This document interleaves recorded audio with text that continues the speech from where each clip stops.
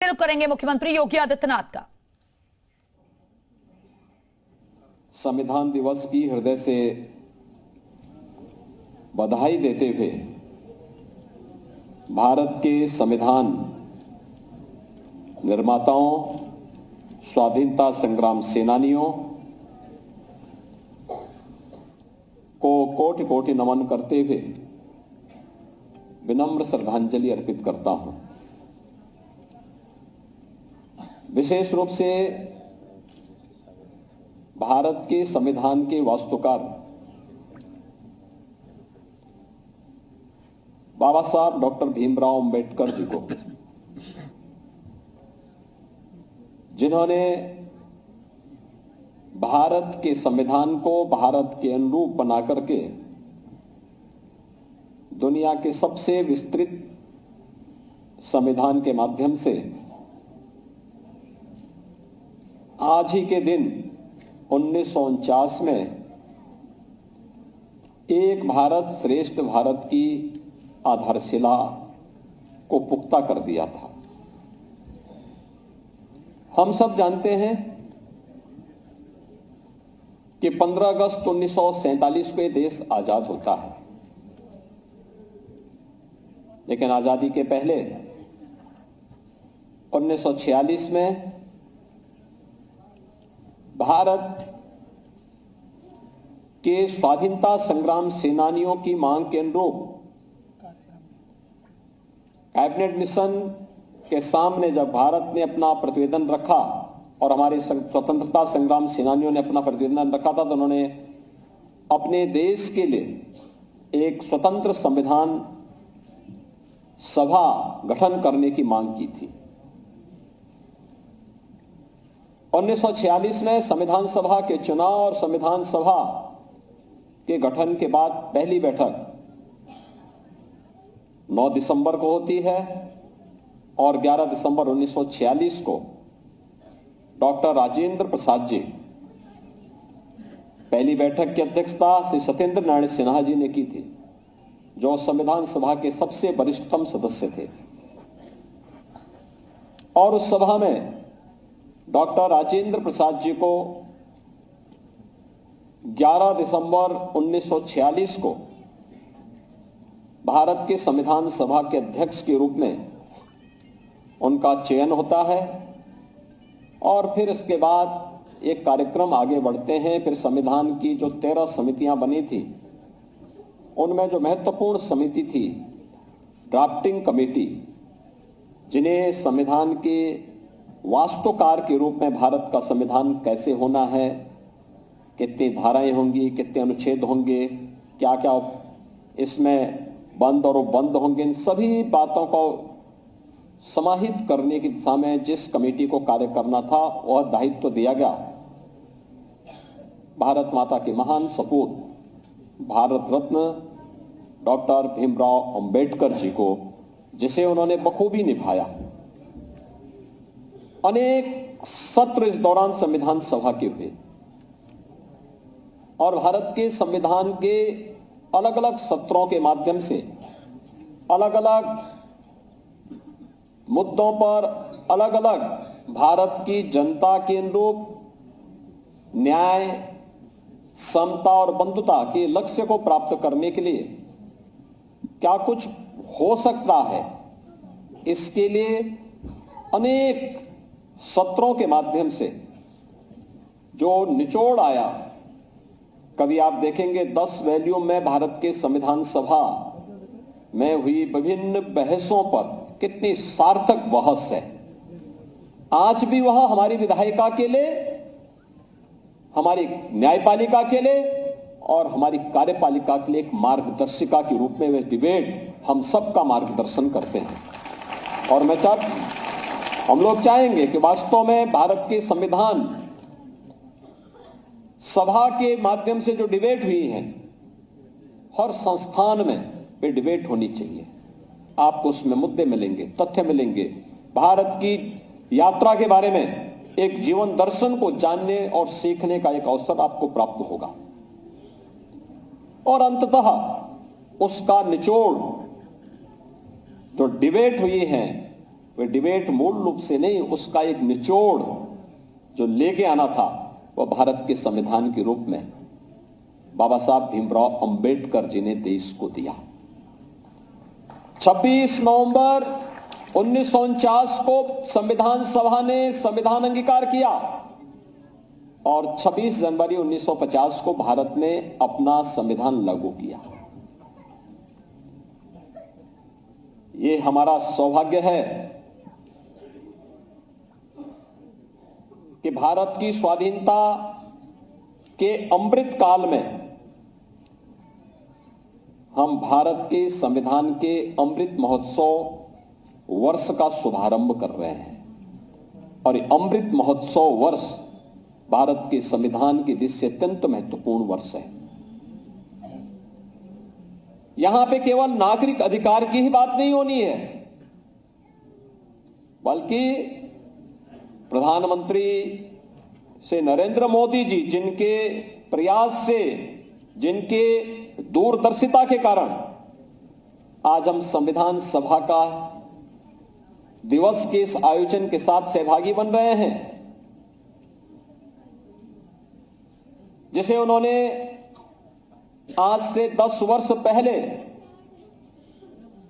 पूरे देशवासियों को कहा था, जब उन्होंने बाबा साहब भीमराव अंबेडकर के भव्य स्मारक के बनाने के कार्यक्रम का शुभारंभ किया था। तब उन्होंने कहा था कि समय आ गया है जब हम भारत के संविधान दिवस को भी एक सार्वजनिक महत्व का दिवस मान करके इस आयोजन को पूरी भव्यता के साथ आयोजित करना सीखें। और फिर उन्होंने नोटिफिकेशन जारी करवाया और नोटिफिकेशन जारी करवाने के बाद 26 नवंबर 2015 से संविधान दिवस का एक कार्यक्रम इस भव्यता के साथ पूरे देश के अंदर आयोजित हो रहा है। यह हमारा सौभाग्य है कि उत्तर प्रदेश में विधानसभा और विधान परिषद में हम लोगों ने नागरिक कर्तव्यों को लेकर के इस पे एक डिबेट भी करवाई थी। लगातार इन मुद्दों पर चर्चाएं हुई। 2019 में हम लोगों ने इस मुद्दे पर विशेष सत्र आयोजित करके इस पर एक दिन का पूरा सत्र ही नागरिक कर्तव्यों को लेकर के उत्तर प्रदेश विधानसभा ने आयोजित किया। महत्वपूर्ण यह है कि भारत का संविधान हमें अधिकार देता है और कितना बड़ी बात है कि भारत के हर जाति मत मजहब के लोगों को, जो भारत का नागरिक है, उस हर वयस्क मतदाता को भारत के संविधान ने समान मताधिकार की शक्ति दी है। याद करना, दुनिया के तमाम ऐसे देश हैं जो अपने आप को आधुनिक लोकतंत्र का जनक मानते हैं, उनके यहां जाति खेमे में बटे हुए लोग थे। वे उन्होंने अपने यहां भेदभाव किया था, उन्होंने अपने प्रत्येक नागरिक को वोटिंग का पावर नहीं दिया था। लेकिन भारत ने जब पहला आम चुनाव 1952 में होता है तो हमारे इस महान संविधान के नाते भारत का हर वह नागरिक जो वयस्क मतदाता था उसको मताधिकार का एक समान अधिकार प्राप्त हुआ था। यह भारत के संविधान की देन है और बाबा साहब भीमराव अंबेडकर की देन है। याद रखना, दुनिया के अंदर आधुनिक लोकतंत्र के जनक कहे जाने वाले उन तमाम देशों में महिलाओं को मताधिकार की यह शक्ति भारत से बाद में प्राप्त हुई और अब तो भारत उससे भी आगे बढ़ चुका है। जब प्रधानमंत्री मोदी जी ने नारी शक्ति वंदन अधिनियम पारित करके आने वाले समय में विधायिका में जाने वाला सदस्य 1/3 अब केवल पंचायती नहीं बल्कि महिला सदस्य भी संसद और विधानसभाओं में चुन करके आने वाले समय में परिसीमन के बाद जाएंगे। यह अधिकार भी प्रधानमंत्री मोदी जी ने दुनिया के अंदर सबसे पहले भारत के अंदर दिया। भारत का संविधान भारत के नागरिकों को संरक्षण भी प्रदान करता है, सम्मान भी प्राप्त करता है, समानता के भाव के साथ भी जोड़ता है और संविधान निर्माताओं की मूल भावनाओं का सम्मान करना भी सिखाता है। और इसीलिए न्याय, समता और बंधुता, इसकी मूल भाव को लेकर के अनेक उतार चढ़ावों का सामना करते हुए भारत के संविधान ने अपने इन 75 वर्षों की यात्रा को किस शानदार तरीके से किया है कि जिन लोगों ने भारत के संविधान का गला घोंटने का काम किया था, जनता ने उनको भी सबक सिखाने में कोई कोताही नहीं बरती है। आपने देखा होगा, किसी भी संविधान या किसी भी पवित्र कार्यक्रम की आत्मा उसका उद्देश्य होता है। भारत का जो मूल संविधान बाबा साहब भीमराव अंबेडकर ने जिसे 26 नवंबर 1949 को जिस संविधान को अंगीकार किया था, याद करना, उस संविधान में 2 शब्द नहीं थे, सेकुलर शब्द भी नहीं था और समाजवादी शब्द भी नहीं था, सोशलिस्ट शब्द भी नहीं था। कांग्रेस ने चोरी छिपे जब ये देश के नागरिक अधिकार निरस्त किए गए थे, इमरजेंसी थी,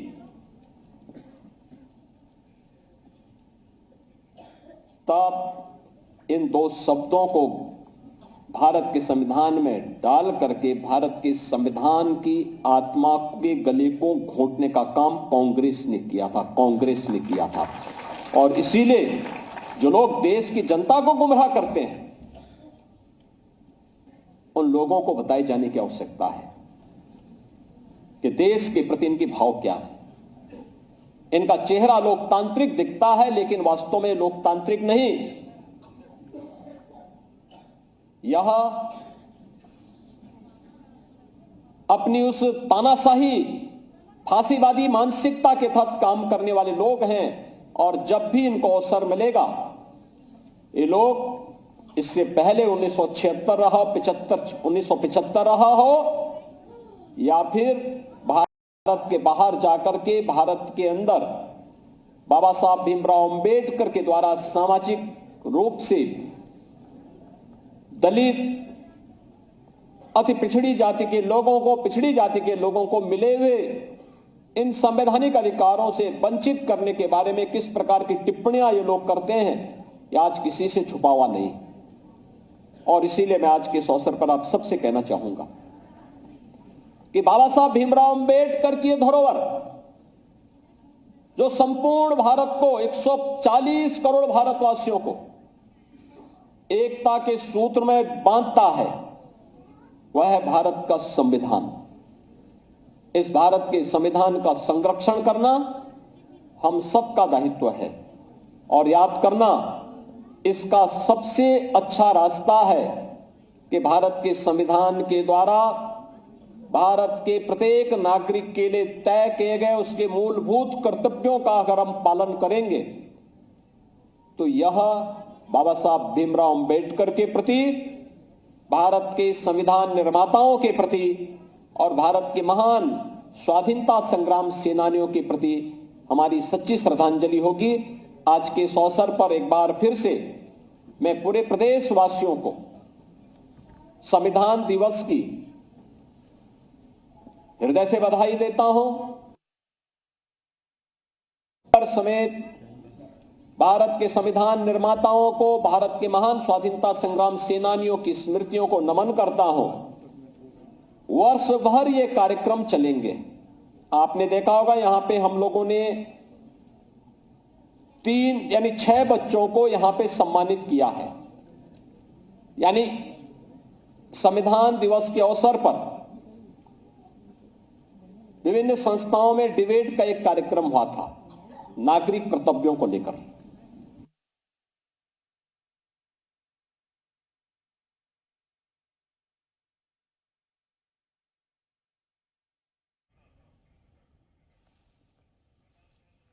तो लोक भवन में एक कार्यक्रम का आयोजन हो रहा था। मुख्यमंत्री योगी आदित्यनाथ को आप सुन रहे थे, जिन्होंने संविधान दिवस की सभी को शुभकामनाएं दी हैं।